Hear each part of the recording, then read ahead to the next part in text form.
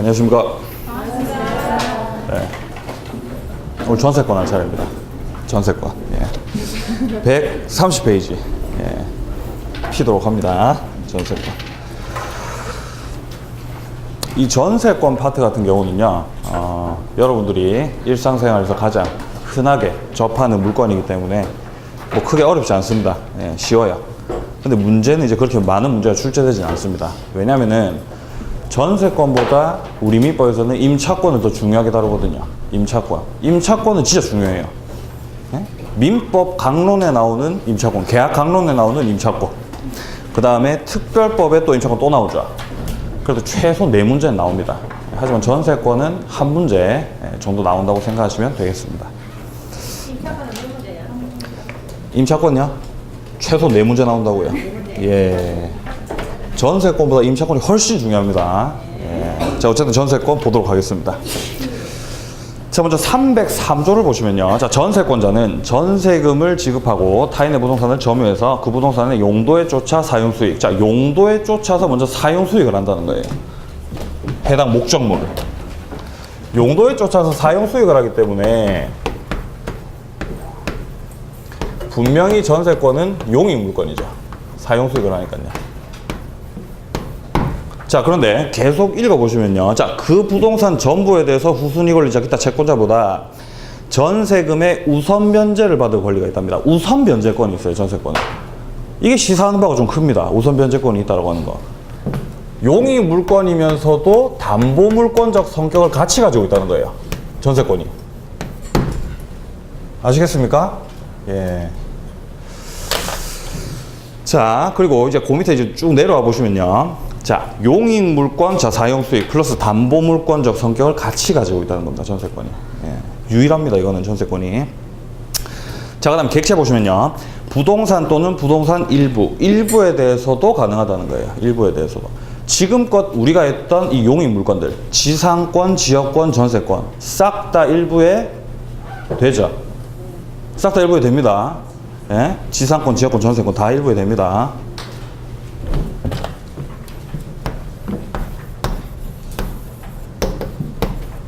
자, 이 용익 물건 3가지가 있습니다. 자, 지상권 있고요. 지역권 있고, 그 다음 지금 우리가 해야 될 전세권이 있습니다. 이 세 놈 다 일부에 된다고요. 예? 뭐 방 한 칸만 전세 다 돼요. 예. 근데 왜 용익 물건 다 일부에 될까요? 예? 자세히 보시면 그 답을 알 수가 있습니다, 우리가. 예? 용익 물건이기 때문에 이제 일부에 되는 거죠.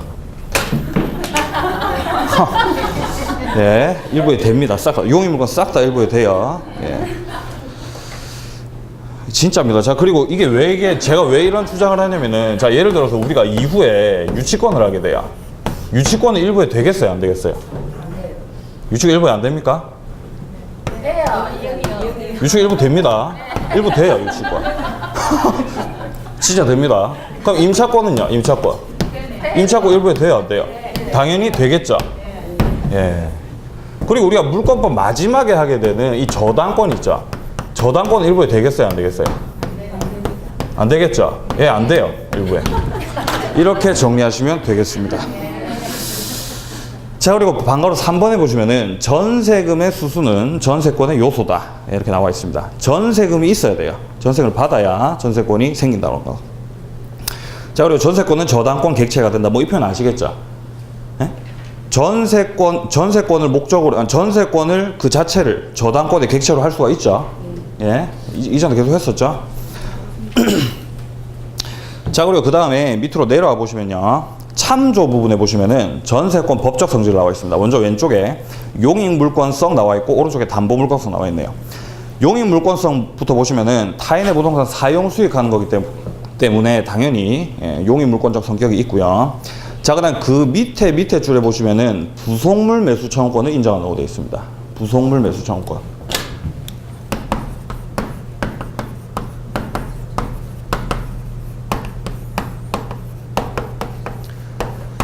제가 그 지상권 하면서 잠깐 언급해드리고 넘어갔었는데, 자, 예를 들어서 이 건물을 갑이 소유하고 있습니다. 그리고 을이 전세 들어서 살았어요. 을이 전세권자입니다. 전세권자가 그 이후에 해당 목적물을 만약에 증축했을 때,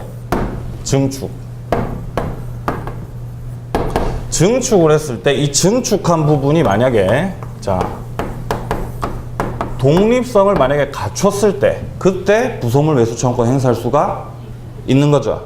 만약에 독립성이 없으면요, 그 행사 못 합니다. 예, 독립성이 있어야 돼요. 부속물 매수 청구권도 행사할 수 있다는 거. 자, 그다음에 이제 오른쪽 넘어가 보시면 이제 담보물권성 해가지고 먼저 우선 변제권 나와 있고요. 이 우선 변제권을 보장하기 위해서 그 밑에 줄에 당연히 경매권이 있는 거죠. 경매를 청구할 수 있어요. 네. 보증금 안 주면은 경매 때려버리는 거죠. 자, 그다음에 그 밑에 전세권 처분할 수가 있고요. 그 밑에 파산법상 별제권이 인정된다고 하고 있습니다. 별제권. 상당히 좀 낯선 표현이죠. 별제권. 여기서 말하는 이 별제라는 게 어렵게 생각하실 필요 없이 별도로 제외한다라고 생각하시면 돼요. 그래서 이제 별제입니다. 별제. 만약에 자 예를 들어서 이 갑이라고 하는 애가 파산을 했어요. 갑이 파산을 하게 되면은 갑이 가지고 있던 재산이 파산재단에 귀속이 됩니다. 파산재산이 귀속이 돼요. 그래서 이 파산재단에서 파산관제인을 선임합니다. 파산관제인이 선임이 되면 이제 얘가 변호사거든요. 얘가 이제 갑이 가지고 있던 재산을 처분을 해가지고 이제 그 뭡니까 채권자들한테 이렇게 돈을 이렇게 갚을 거 갚고 이런 식으로 하면서 이제 빚잔치를 하게 돼요. 예, 이렇게 하게 되는데 만약에 갑 소유의 어떤 부동산이 있는데 갑 소유의 부동산이 있는데 이 부동산에 대해서 뭐 저당권자가 있든지 아니면은 지금 우리가 하고 있는 뭐 전세권자가 있든지 이런 애들이 있다고 한다면은 얘네들이 가지고 있는 해당 목적물 있죠. 그것들은 파산재단에 귀속이 안 돼요. 귀속이 안 됩니다. 귀속이 안 돼요. 이게 이제 별제권이 있어서 귀속이 안 되는 거예요. 예를 들어서 뭐 저당권자 같은 경우는 내가 해당 목적물에 이미 저당권을 가지고 있으니까 만약에 얘가 돈을 줄 수 없는 상황이면 내가 알아서 경매 청구해가지고 내가 알아서 내 돈 받을게 라고 이제 하는 거죠. 이해되시죠? 뭔 말인지. 전세권자 마찬가지입니다. 내가 해당 목적물에 전세권을 가지고 있기 때문에 내가 뭐 대항력을 뭡니까 주장을 하든지 아니면 경매를 때려가지고 내가 뭐 보증금을 받든지 내가 알아서 할 테니까 나는 귀속이 안 된다라는 거죠. 귀속이 안 됩니다. 이게 이제 별제권이에요. 우리가 이후에 하게 될 유치권도 별제권이 있습니다. 예, 별제권. 이게 별제권입니다. 근데 뭐 중요한 거 아니에요. 몰라도 돼요. 예, 몰라도 됩니다. 너무 심각하게 보지 마시고요. 어쨌든 별제권이 있다라고 하는 거. 그냥 선다에서 한 번씩 등장할 때가 있어요. 선다에서. 자, 그다음에 이제 오른쪽 페이지에 참조 부분에 보시면은 전세권과 전세금의 분리 양도 나와 있습니다. 자, 전세권과 분리해서 전세금을 양도할 수 있겠냐 이 말입니다.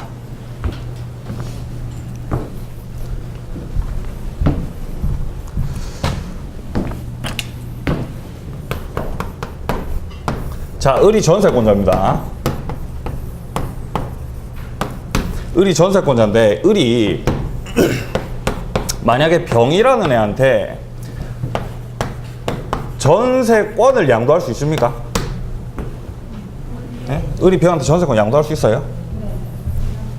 예, 양도할 수 있으면 얼마든지 양도가 가능해요. 전세권 자체를 넘길 수가 있어요. 그런데 전세권을 넘기는 게 아니라 전세금 반환 채권 있죠. 전세금을 반환받을 그 채권만 넘기는 것도 가능하네 이 말입니다. 가능해요. 가능합니다. 가능해요. 전세금 반환 채권만 넘길 수도 있어요. 채권만 넘기는 것도 얼마든지 가능하다는 거. 그 표현입니다. 지금 참조 표현이. 자, 봅니다. 자, 뭐 초기에 판례는 뭐 어쩌고 저쩌고 해서 뭐 안 된다고 했는데, 자, 밑에서 두 번째를 보시면은 후에 태도를 변경해가지고 전세금 반환 채권을 전세물 명도 이전에 전세 계약 자체와 분리해서 양도할 수 있다라고 했습니다. 네. 가능하다라는 겁니다. 전세금 반환 채권만 넘기는 것도.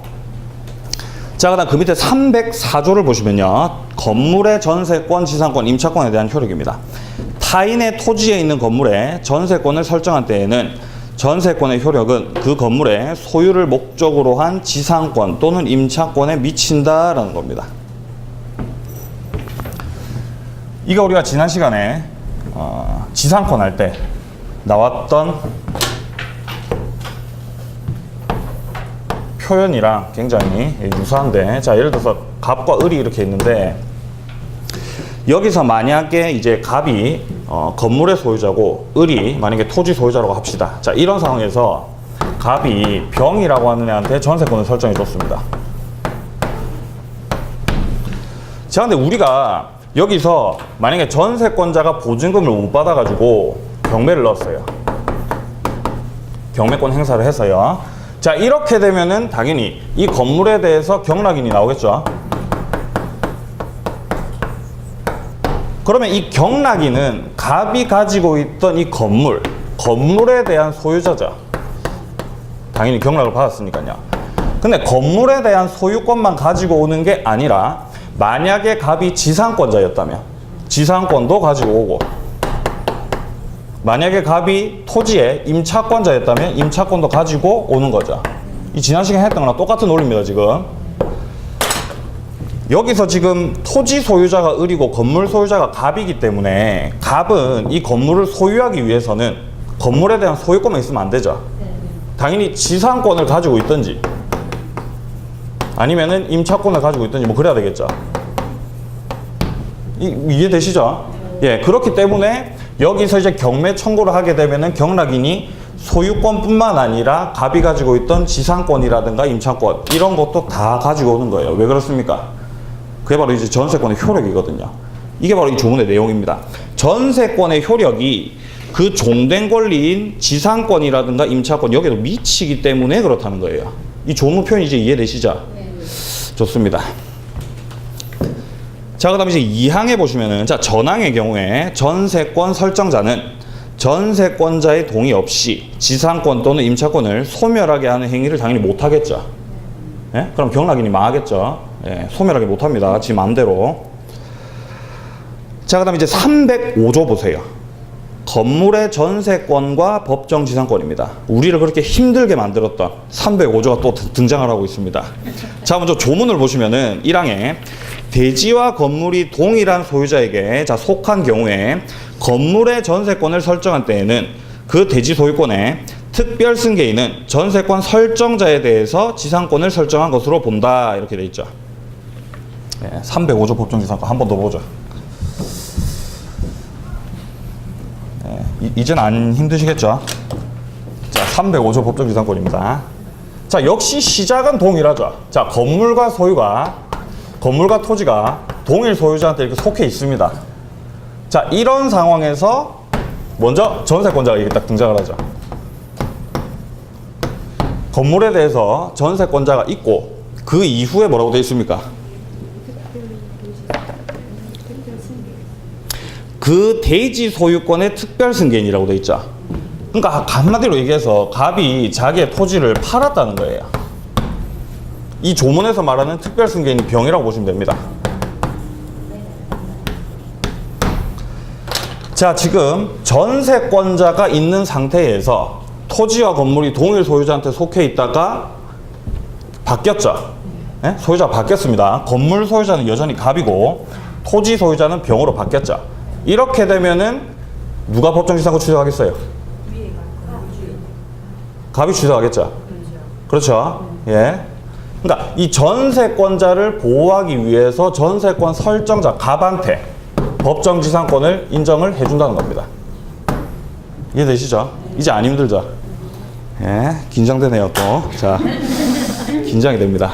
자, 근데 여기서 이제 주의를 하셔야 될 거는 전세권 설정자에 대해서 지상권 설정한 것으로 본다는 거예요. 전세권자가 아니라는 겁니다. 우리 시험에서 전세권자에 대해서 지상권 설정한 것으로 본다. 이런 식으로 이제 함정을 파요. 전세권 설정자라고 하는 거. 갑한테 인정해 주는 거죠. 갑한테. 자, 그리고 그 이후에 계속 보시면은, 그러나 지료는 당사자의 청구에 의해서 법원이 이를 정한다라고 되어 있습니다. 지료는 지상권의 요소가 아니죠. 지료는 지상권 요소 아닙니다. 자, 하지만 지료는 법정 지상권의 요소죠. 법정 지상권이 인정이 됐으면은 지료를 내야 됩니다. 예, 예. 지료는 법정 지상권의 요소라고 하는 거. 자, 그 다음에 이제 2항에 보시면, 자, 전항의 경우에 대지 소유자는 타인에게 그 대지를 임대하거나 이를 목적으로 한 지상권 또는 전세권을 설정하지 못한다. 지금 현재 갑이 법정지상권 취득을 한 상태인데 여기서 이제 병이 뭐 다른 애한테 지상권 설정한다든가 토지 임대차 설정한다든가 이런 게 안 되겠죠, 당연히. 이미 지상권자 있으니까요. 그 말입니다, 지금 이 표현이. 자, 이제 그 밑에 케이스 1번 보도록 하겠습니다. 법정지상권 성립 여부입니다. 대지 소유자 A가 건물을 신축했습니다. 자, 건물에 대해서 B와 저당권 설정 계약을 했어요. 자, 여기까지만 딱 보는 순간 아, 이건 법정지상권이구나. 바로 아셔야 돼요. 자, 그림을 좀 그려보겠습니다.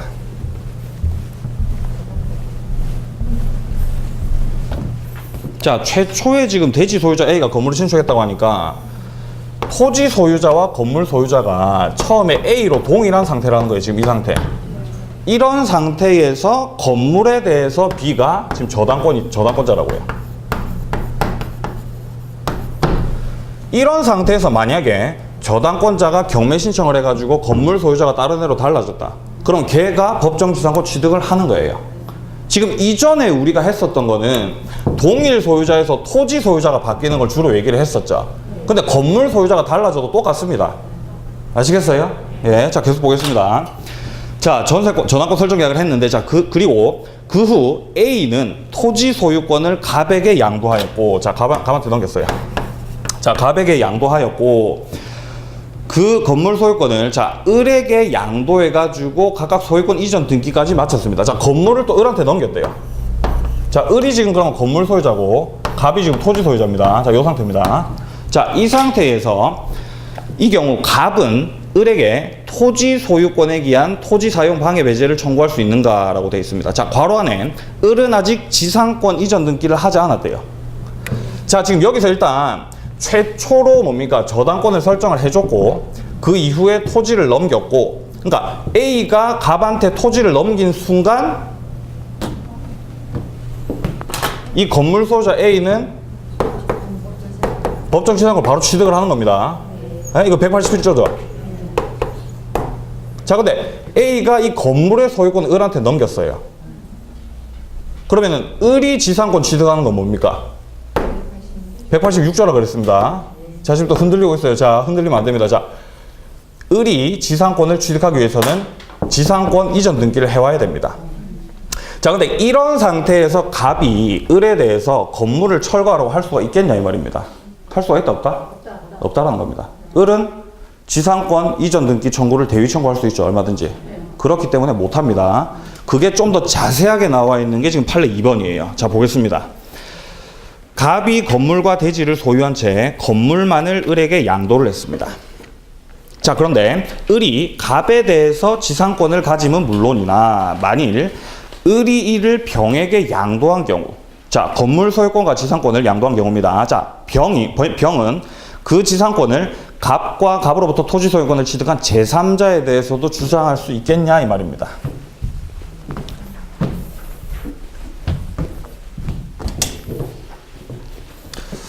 자, 지금 이 사례 같은 경우도 토지와 건물이 동일 소유자한테 속해 있습니다. 최초에 갑 이렇게. 자, 근데 이런 상태에서 이 건물을 을한테 넘긴 거죠. 이렇게 넘긴 거죠. 그러면은 당연히 을은 법정지상권을 취득합니다. 자, 근데 이런 상태에서 을이 이 해당 건물을 다시 또 팔았죠. 병한테. 이런 상태입니다. 근데 아직 등기를 만약에 갖고 오지 않은 상태입니다. 병이. 지상권 등기를 아직 이전받지 못한 상태예요. 자, 이런 상태에서 갑이 과연 얘한테 건물 철거라고 할 수 있겠냐 이 말입니다. 할 수 있다 없다? 없다고요. 자, 답 부분을 보시면은, 자, 먼저 종래 판례 나와 있죠. 이게 이제 이전 판례의 입장입니다. 위에서 네 번째 줄 보시면은 만일 채권 계약으로 을이 병에게 지상권을 양도를 만약에 했다라고 한다면은 병이 을을 대위해가지고 지상권 설정 등기 청구권 또는 지상권 이전 등기 청구권을 행사할 수 있으나 병이 이미 지상권을 취득한 지위에 있지 않는 한 갑의 철거 청구에 응해야 된다는 거예요. 그러니까 이전 종전 판례의 입장이 뭐냐면은 지금 이 병은 을이 가지고 있는 지상권 설정 등기 청구권을 대위 행사할 수 있는 놈은 맞다. 예? 얘가 지상권자가 될 수 있는 놈이 맞다. 자, 그런데 병이 아직 지상권을 넘겨받지 못한 경우에는 아직 지상권자가 아니기 때문에 만약에 그 전에 갑이 철거 청구를 하게 되면은 철거를 해야 된다는 게 원래 판례 입장이었어요. 하지만 그 이후에 이제 판례가 태도를 바꿉니다. 그 밑에 나의 새로운 판례 보시면요. 두 번째 줄에 미등기의 법정지상권자로부터 건물 소유권 및 법정지상권을 양수한 자는 채권자 대위에 따라 전에 건물 소유자들을 순차로 대위해서 지상권 설정 등기 및 이전 청구를 할 수 있으므로 이까지는 똑같아요. 얼마든지 대위 청구를 할 수가 있는데 자, 토지 소유자가 건물 양수인을 상대로 건물 철거를 구하는 것, 즉 다시 말해서 갑이 병한테 건물을 철거하라고 하는 거는 지상권의 부담을 용인하고 설정 등기 절차 이행할 의무가 있는 자가 그 권리자를 상대로 청구하는 것이기 때문에 신의칙상 허용될 수가 없다라는 겁니다. 이렇게 태도를 바꿨어요.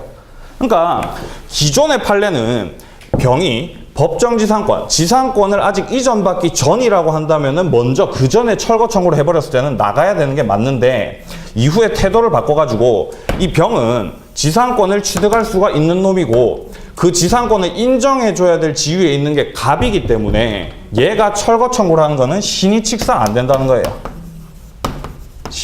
신의칙상 안 된다는 겁니다. 이해되시죠? 예, 아예 철거 청구 자체를 못 한다는 겁니다. 예, 우리는 위에 건 알 필요가 없죠. 밑에 걸 아셔야 돼요. 밑에 거. 예, 밑에 걸로 시험 문제를 푸셔야 되니까요. 예, 이렇게 판례들이 태도를 얼마든지 바꿀 수가 있어요. 예, 이랬다가 저랬다가. 예. 자, 그 다음에 이제 306조 보겠습니다. 자, 전세권의 양도 임대 등입니다.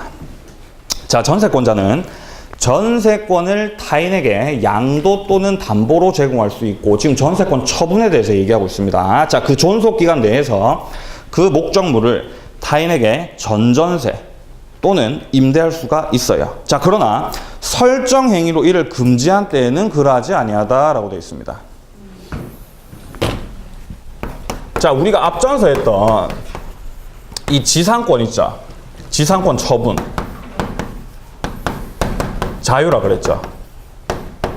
지상권 얼마든지 처분할 수 있어요. 자, 근데 우리 조문에 나와 있듯이 이 전세권을 처분하는 것도 자유도 아니다? 예, 네, 마찬가지로 자유입니다. 전세권 좀 자유예요. 자, 그런데 이 둘의 극명한 차이가 뭐냐면은 이 지상권 처분에 관련해서는 절대적으로 보장이 돼요. 만약에 당사자 사이에 지상권을 처분하지 않겠다라고 하는 특약을 했다고 하더라도 지상권자는 얼마든지 처분할 수가 있죠. 네, 처분할 수 있어요. 지상권 절대적으로 보장되는 겁니다. 하지만 전세권은 절대적으로 보장되는 게 아니라는 거죠. 지금 조문에 그렇게 말하고 있죠.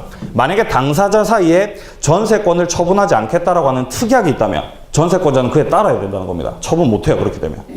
차이가 있죠. 잘 구분을 하십시오. 구분. 예.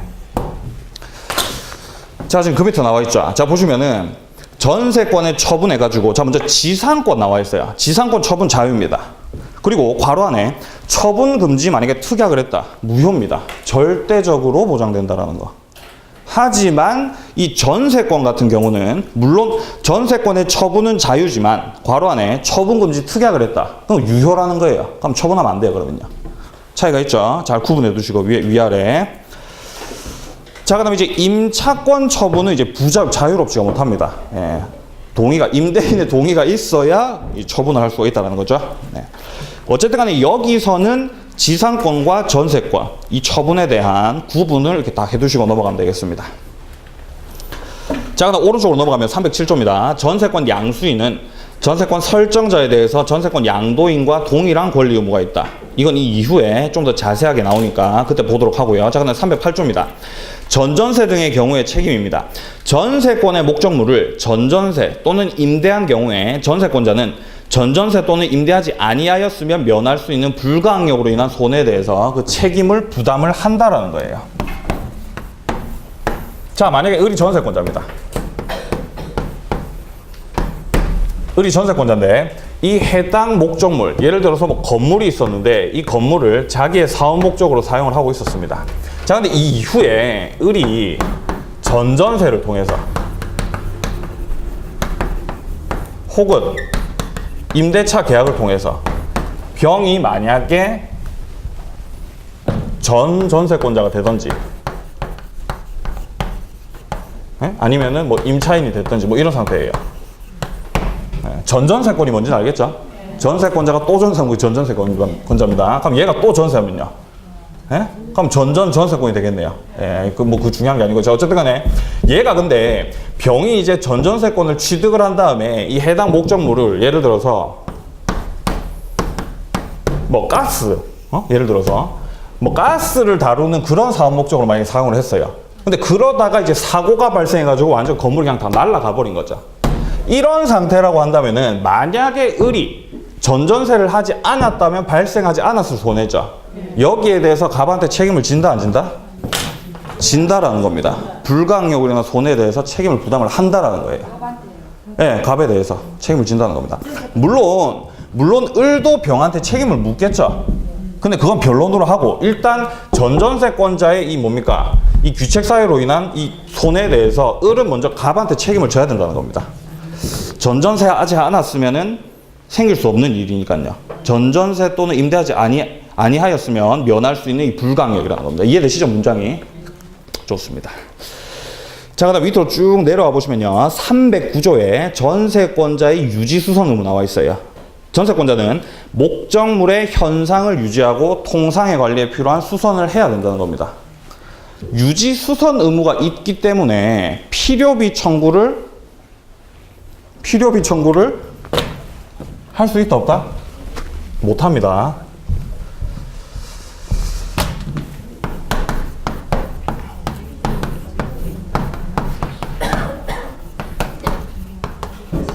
자, 흔히 임차권자가 가지는 필요비 상환 청구가 있고 그 다음에 이제 유익비 상환 청구가 있죠.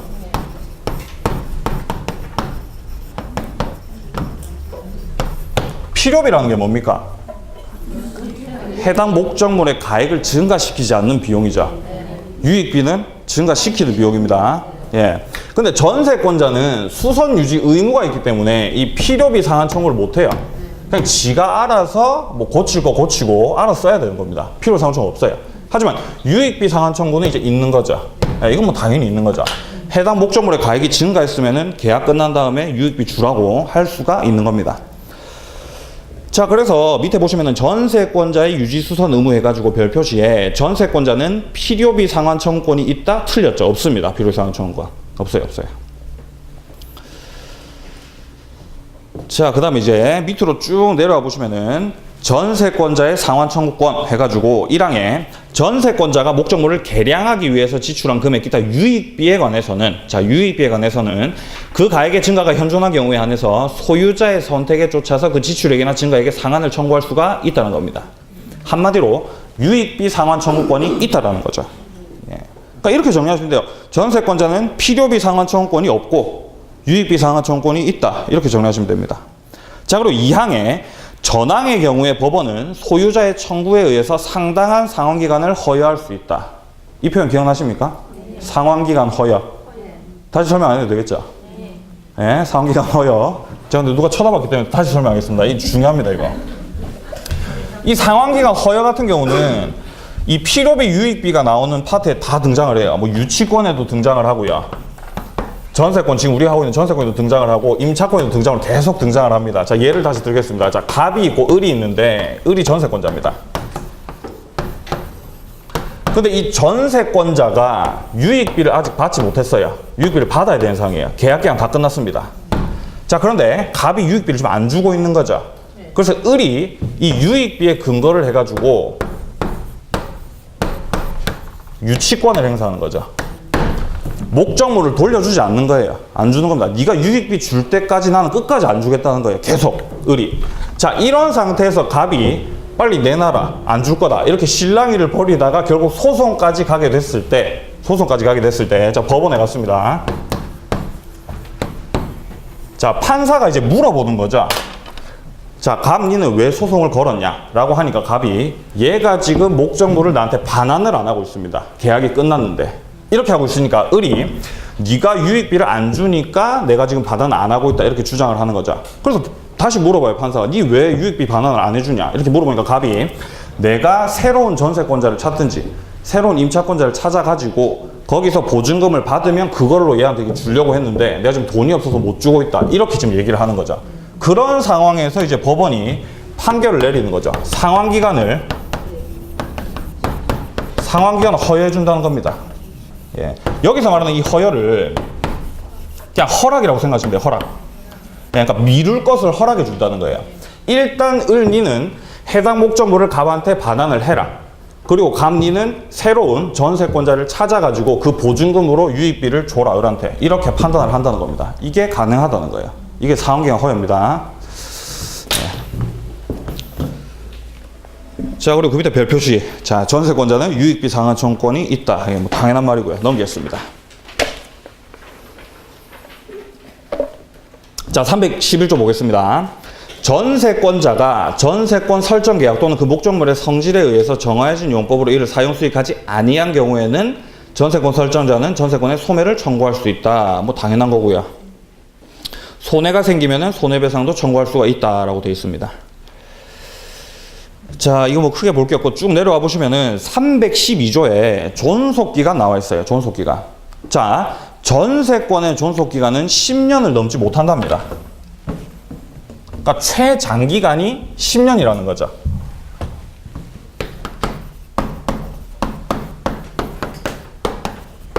자, 최단이 있고 최장이 있습니다. 전세권의 최장기간은 10년입니다. 10년. 그럼 지상권의 최장기간은요? 지상권의 최장기간 30년입니까? 끝없이 영구무한. 그렇죠. 영구무한이죠. 지상권자. 영구무한의 지상권을 설정하는 것도 가능하다 그랬죠. 5년, 30년은 최단이죠. 최단. 예, 최단. 30년, 15년, 5년. 최단입니다. 싹 다. 존속기간 나중에 끝나고 다 정리할 거예요. 자, 최단 기간은 뭐라고 나와 있습니까? 건물에 대해서만 1년입니다. 자, 바꿔 말하면 토지 전세 같은 경우는 최단 기간이 없다라는 말과 똑같아요, 지금. 자, 보겠습니다. 일단 10년을 넘지 못한다는 거. 1항에 먼저 최장기간이 나와 있습니다. 자, 그리고 그 밑에 2항에 보시면은 건물에 대한 전세권의 존속기간을 1년 미만으로 정한 때에는 1년으로 한다. 건물에 대한 전세권 최단이 1년이라는 겁니다. 최단기간 1년. 건물입니다, 건물. 토지 아닙니다, 건물. 자, 그 다음에 자, 밑으로 내려와 보시면은 4항에 보시면요, 4항. 건물의 전세권 설정자가 전세권의 존속기간 만료 전, 자, 6월부터 1월 사이에 전세권자에 대해서 갱신거절 통지 또는 조건 변경하지 아니하면 갱신하지 아니하겠다는 뜻의 통지를 하지 아니하였다. 그러면은 기간이 만료한 때 이전에 했던 전세권과 동일한 조건으로 다시 전세권 설정한 것으로 본다는 겁니다. 이게 법정갱신이에요. 자, 근데 이 경우에 전세권 존속기간은 정함이 없는 것으로 본다는 겁니다.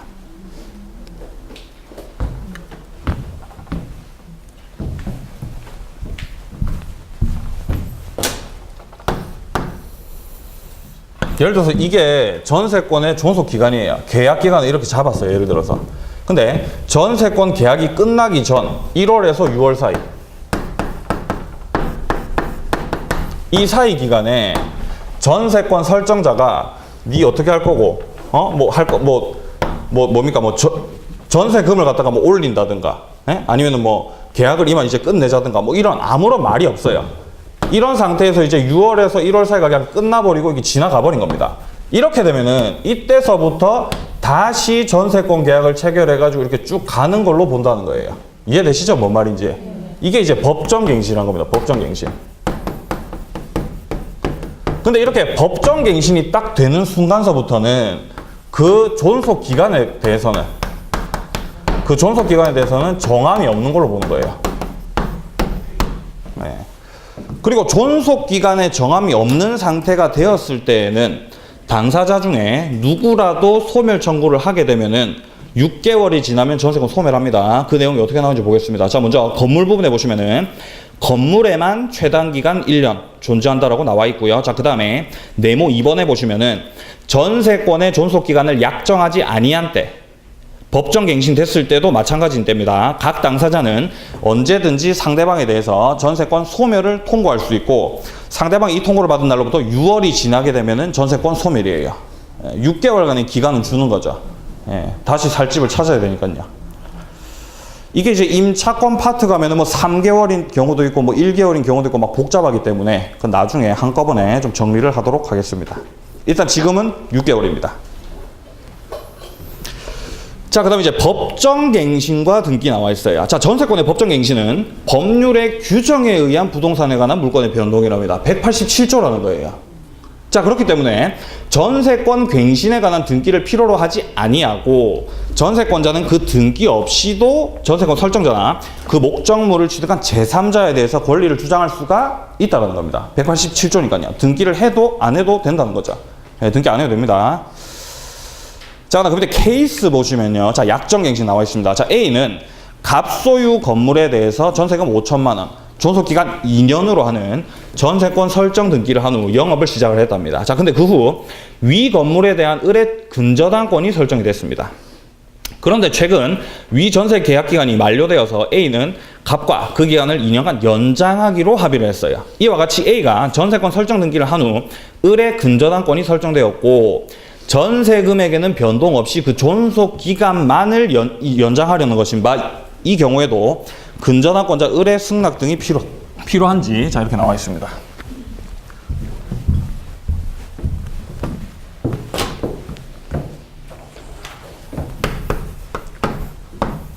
자, 지금 현재 A가 전세권자입니다. 뭐 이건 안 헷갈리죠? 자, 근데 그 이후에 저당권자가 들어온 거죠. 저당권자 을입니까? 자, 을이 근저당권자예요. 자, 지금 상황에서 A가 전세권의 약정 기간을 2년으로 했죠. 2년. 네. A가 전세권을 가지고 있는 기간 동안에는 지금 순위가 A가 1순위고 지금 을이 2순위입니다. 예. 그렇다라는 말은 이렇게 등기부 을구를 뽑아보게 되면은 1번에 A가 1순위로 있는 것이고 2번에 을 근저당 이렇게 있는 거예요. 이해되시죠, 지금 상황이? 예. 자, 근데 이런 상황에서 이제 A가 이 기간을 연장하고 싶답니다. 연장하고 싶어요. 자, 연장하고 싶은데 이 연장을 할 때 이거를 주등기로 연장을 할 수도 있고 그다음 부기등기로 연장을 할 수도 있거든요. 만약에 A가 여기서 부기등기로 연장을 하게 되면은 이 밑에 이렇게 1-1 해가지고 그대로 이제 전세권 연장하는 걸로 할 수가 있다는 겁니다. 근데 이렇게 부기등기로 연장을 하게 되면은 근저당권자보다 순위가 계속 앞서는 거죠. 그럼 근저당권자 열받겠죠. 네 전세 기간 끝났으니까 이제 그만 나가라는 거예요. 내가 이제 1순위로 올라서게. 그렇기 때문에 이렇게 부기등기 방식으로 연장을 하려면은 당연히 을의 동의를 받아야 된다는 겁니다. 을의 동의를 받아야 돼요. 그 동의를 뭐 누가 해줄 수 있는 거야? 절대 안 해주죠. 자, 근데 어쨌든 간에 근데 만약에 을이 동의를 안 해주는 상태에서 끝까지 전세권을 연장하고 싶으면은 그러면 이거 말소하고 을이 1순위로 올라선 다음에 A가 전세권자로 들어가야 되는 거죠. 주등기 방식으로. 이해되시죠? 뭔 말인지? 예. 자, 어떻게 나오는지 보겠습니다. 자, 답 부분의 첫째 줄 보시면은 권리 변경 등기에 관해서 등기상 이해관계에 있는 제3자가 있는 경우, 즉 다시 말해서 을이라고 하는 근저당권자가 지금 있는 겁니다. 이해관계가 있습니다. 자, 신청서에 그 승낙서 또는 이에 대항할 수 있는 재판의 등본을 첨부. 이런 때에 자, 그 밑에 첨부한 때에 한해서 부기에 의해서 그 등기를 한다라고 규정을 하고 있습니다. 자, 여기서 등기상 이해관계가 있는 제3자다라고 하면은 기존 등기의 변경 등기를 허용함으로써 손해를 입게 될 위험성이 있는 등기상의 권리자입니다. 이 문장 이해되시죠? 예, 손해를 볼 수가 있죠, 을이. 자, 이러고 이제 책을 넘기시면요. 자, 위에서 두 번째 줄부터 보세요. 자, 전세권의 존속기간 연장을 목적으로 하는 변경 등기를 부기 등기로 하여 1순위의 효력을 유지하기 위해서는 을에 승낙서 등을 첨부해서 변경 등기 신청을 하여야 한다라고 되어 있습니다. 이해되시죠? 이 문장. 부기 등기 하려면은 순위 계속 유지하려면은 을의 동의 받으라 이 말입니다. 자, 그렇지 못한 경우에는 주등기로 변경 등기를 할 수밖에 없을 것이나 이 경우에는 그 전세권의 순위가 을의 근저당권보다 후순위가 될 것이다. 이해되시죠? 무슨 말인지? 네. 좋습니다. 자, 그다음 그 밑에 법정갱신 보겠습니다. 자, A는 갑소유 주택을 전세금 5천만 원에 1년 기간으로 하는 전세계약을 체결하면서 전세권 등기를 설정을 했습니다. 자, 현재는 계약 기간이 만료되고 재계약 등의 아무런 조치 없이 수개월이 지난 상태입니다. 이러한 경우 A의 전세권의 효력입니다. 어떻게 되겠습니까? 뭐 당연히 법정갱신 되겠죠. 아무 말도 없었으니까요. 예, 뭐 당연한 말입니다. 자, 답이 어떻게 나오는지 보겠습니다. 위에서 셋, 넷, 다섯, 여섯 번째 줄 보세요. 답 부분에 위에서 여섯 번째 줄. 자, 전세권의 존속기간 만료 찾았습니까? 자, 6월부터 1월까지 사이에 전세권자에 대해서 갱신 거절의 통지 또는 조건을 변경하지 아니하면 갱신하지 아니한다는 뜻의 통지를 하지 아니한 경우에는 아무 말도 안 했다는 겁니다. 그 기간이 만료된 때에 전세권과 동일한 조건으로 다시 전세권 설정한 것으로 본다 그랬죠. 그리고 187조라 그랬죠. 법정갱신. 자, 이 경우 전세권의 존속기간은 정함이 없는 거라 그랬죠. 그러니까 따라서 소멸 청구를 당사자 중에 누구든지 할 수가 있고, 그렇게 되면은 6월이 지난 다음에 소멸한다 그랬습니다. 자, 그 다음에 밑으로 조금 내려오셔가지고 굵은 데 보이십니까? 굵은 데. 자, 그리고 판례는 전세권의 법정갱신은 법률의 규정에 의한 부동산에 관한 물건의 변동이므로, 자, 187조라는 겁니다. 전세권 갱신에 관한 등기를 필요로 하지 아니하고 전세권자는 등기 없이도 설정자나 그 목적물 취득한 제3자에 대해서 권리를 주장할 수가 있다는 겁니다. 187조니까요. 등기 안 해도. 자, 그리고 그 밑에 보시면은, 자, 그 한 줄 더 내려오세요. 자, 다만 전세권 설정자가 전세권 소멸 통고를 하게 되면은 6월이 경과하면은 전세권은 소멸한다는 겁니다. 예, 기간은 정함이 없는 것으로 되는 거니까. 예, 이해되시죠? 예, 뭐 어렵지 않습니다. 자, 그럼 오른쪽 케이스 3번 보세요.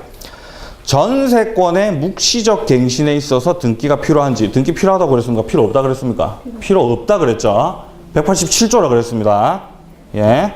자, 답 부분 보겠습니다.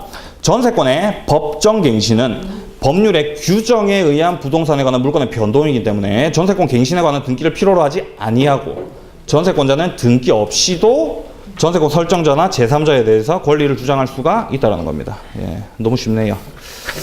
자, 그 다음에 밑으로 쭉 내려오셔가지고 이제 증감 청구권 보겠습니다. 자, 전세금이 목적 부동산에 관한 조세, 공과금, 기타 부담의 증감이나 경제사정 변동으로 인해서 상당하지 아니하게 된 때에는 당사자는 장래에 대해서 증감을 청구할 수가 있다는 겁니다. 이거 뭐 지상권 했을 때랑 똑같죠? 예? 만약에 뭐 시가가 만약에 뭐 이렇게 올라가지고 세금을 많이 내야 되는 상황이다. 그럼 조금 올리자 이렇게 할 수가 있다는 거죠. 네, 자, 증액의 경우에는 대통령령이 정하는 기준에 따른 비율을 초과하지 못한다. 이런 규정을 뒀어요. 전세권자를 보호하기 위해서죠. 부당하게 전세금이 많이 올라 버리면은 국민의 주거 생활에 뭡니까? 이거 안 좋은 영향을 미칠 수가 있기 때문에 기준을 정해놓고 이거 이상 올리지는 못한다는 겁니다. 그 기준이 밑으로 내려와 보시면 네모 3번에 보시면요. 자, 증액의 경우에는 대통령령이 정하는 20분의 1, 즉 다시 말해서 5% 이 초과 못해요. 예, 이 이상은 못 올립니다. 예. 넘기겠습니다. 예.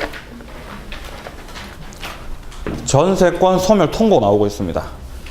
전세권의 존속기간 약정하지 아니한 때 각 당사자 언제든지 소멸 청구할 수 있고요. 소멸 통고할 수 있고, 이 통고를 받은 날로부터 6월이 지나면 전세권은 소멸한다는 겁니다. 예. 계속 했던 겁니다. 자, 그 다음 밑으로 쭉 내려오십니다. 자, 내려오셔가지고 314조 봅니다. 전세권의 목적물의 전부 또는 일부가 불가항력으로 인해서 멸실이 되었다. 만약에 태풍이 몰아쳐가지고 건물이 무너져 버렸다 라고 한다면 그 멸실된 부분의 전세권은 당연히 소멸을 해야 되겠죠. 자, 그리고 2항에 전항의 일부 멸실의 경우에 전세권자가 그 잔존 부분으로 전세권의 목적을 달성할 수 없는 때에는 전세권 설정자에 대해서 전세권 전부의 소멸을 통고하고 전세금의 반환을 청구할 수 있다. 건물이 무너져가지고 내가 이제 더 이상 못 살겠으니까 전세금 주세요. 저는 나가겠습니다. 이렇게 할 수가 있는 거죠. 물론 그 건물을 고치는 거는 소유자가 고쳐야 되겠죠. 예, 지 알아서. 자, 그 다음에 자 315조 봅니다. 전세권의 목적물의 전부 또는 일부가 전세권자의 책임 있는 사유로 인해서 멸실이 됐다. 전세권자가 잘못해가지고 부사졌다는 겁니다. 전세권자는 당연히 손해배상 해야 되겠죠. 자, 그다음 그 밑에 2항입니다. 전세권 설정자는 전세권이 소멸된 후 전세금으로서 손해배상에 충당하고, 만약에 돈을 안 줘요 얘가. 그러면은 전세금으로 그냥 퉁치는 거죠. 자, 잉여가 있으면 반환하여야며 부족이 있으면 다시 청구할 수 있다. 이거 뭐 너무 쉽네요. 읽고 넘어가고요. 자, 그다음 오른쪽에 보시면은 원상 회복 의무랑 매수 청구권이 있습니다. 자, 2항만 보세요. 2항만.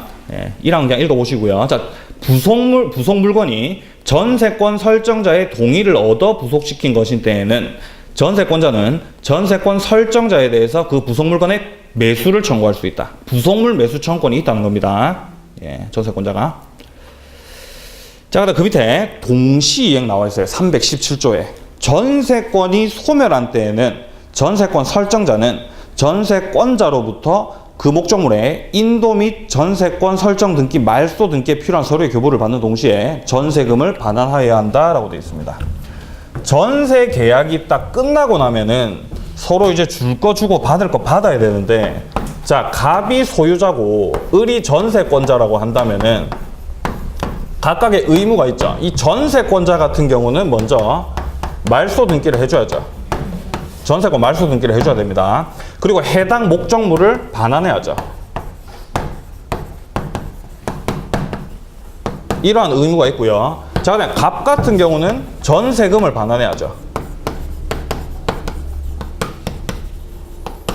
이 양자의 이 의무가 동시이행 관계라는 거예요. 동시에 해야 된다는 거예요. 계속 보겠습니다. 자, 밑에 참조 부분에 동시이행 나와 있죠. 자, 전세권에 있어서 목적물의 인도 및 전세권 설정 등기 말소 등기에 필요한 서류의 교부, 그 다음에 전세금 반환, 이게 이제 동시이행이라는 겁니다. 자, 그리고 계속 보시면은 임대차에 있어서 목적물 면도 채무와 보증금 반환 의무 사이에는 민법의 규정이 없으나 학설과 판례는 역시 동시이행 관계로 보고 있습니다. 이거는 이후에 우리가 이제 특별법 하게 됐을 때 주택임대차 볼 때 계속 나오니까 그때 좀 더 자세하게 살펴보도록 하고요. 그 밑에 케이스 판례 요거 한 개만 보고 오늘 마쳐야 되겠네요. 자, 보겠습니다. 자, 전세권자로부터 전세권을 목적물로 인도받은 전세권 설정자가 전세권자에 대해서 전세권 설정 등기 말소와 동시이행을 주장하면서 전세금의 반환을 거부하고 있답니다. 전세권 설정자에게 전세금에 대한 이자 상당액의 부당이득 반환 의무가 있겠냐 이 말입니다. 지금 이 사례에서 전세권자로부터 전세권 목적물을 인도받았다라고 돼 있죠. 자, 그러니까 지금 이 상태에서 전세권자가 해당 목적물을 뭡니까? 예? 요거를 갑한테 이렇게 반환을 했대요. 이렇게 반환을 했답니다. 자, 근데 을이 여기서 해당 목적물을 반환했기 때문에 동시행 관계가 깨진 겁니까? 네? 질문 이상한가요? 자, 여기서 지금 물어보는 게 지금 을이 목적물 반환을 했기 때문에 갑은 여기에 대한 전세금 반환을 해줘야 되는데 안 해줬으니까 네가 뭡니까? 이자 상당액의 부당이득 반환을 청구할 수 있겠냐 이 말인데 그게 안 된다는 거예요. 왜냐면은 갑을 이행지체에 빠뜨리려면은 말소 등기까지 다 해줘야 돼요. 예? 이 두 개의 의무를 다 이행을 해야 갑한테 전세금 갑이 전세금 반환을 안 했을 때 그때 이제 부당이득 반환 청구를 할 수가 있다는 뜻입니다. 이해되세요? 뭔 말인지? 자, 이게 어떤 표현으로 돼 있냐면 답 부분에 보시면은 자, 세 번째 줄 봅니다. 그 목적물을 인도하였다고 하더라도 전세권 설정 등기에 말소 등기에 필요한 서류를 교부하거나 그 이행에 제공을 하지 아니하는 이상 전세권 설정자는 전세금의 반환을 거부할 수 있고, 그러니까 네가 싹 다 안 했으니까 나도 안 해, 이렇게 할 수 있다는 겁니다. 자, 이 경우 다른 특별한 사정이 없는 한 그가 전세금에 대한 이자 상당액의 이득을 법률상 원인 없이 얻는다고 볼 수 없다라는 겁니다. 그러니까 법률에 규정된 정당한 동시이행의 항변권을 행사하는 거기 때문에 부당이득이 아니라는 겁니다. 네가 나를 이행지체에 빠뜨리려면은 말소 등기까지 다 해줘야 된다 이 말인 거죠. 이해되시죠? 뭔 말인지? 예, 좋습니다. 자, 전세권이 조금 남았는데, 예, 이 남은 부분들 동시이행에 관련된 부분입니다. 예, 요것들 좀 살펴보고 다음 시간에는 이제 유치권으로 넘어가도록 하겠습니다. 네. 예, 이제 거의 끝나가고 있습니다. 물권법이. 너무 아쉽네요. 예, 너무 아쉽기 때문에 특별법까지 하고 마칠 겁니다. 저는. 예, 우리 책에는 없죠, 근데 특별법이. 그럼 제가 자료를 준비를 해야 되겠죠. 여러분들 그 공부하시다가 그러니까 특별법이 상당히 중요합니다. 예, 왜 중요하냐면은 특별법이 총 5개가 있죠. 우리 법에, 우리 시험에, 우리 책에 총 5개가 있는데 거기서 한 개당 한 문제 무조건 나와요. 예? 그러니까 공부했다면 나오는 거죠, 얘는. 해야 되겠어요? 안 해야 되겠어요? 해야 돼요. 근데 하지만 어려워요. 앞전에 민법에 대한 이해가 없기 때문에 조금 어렵습니다. 예. 하지만 제가 최선을 다해서 설명하도록 하겠습니다. 예. 자, 우린 또 수요일에 만나도록 하겠습니다. 자, 수고하셨습니다.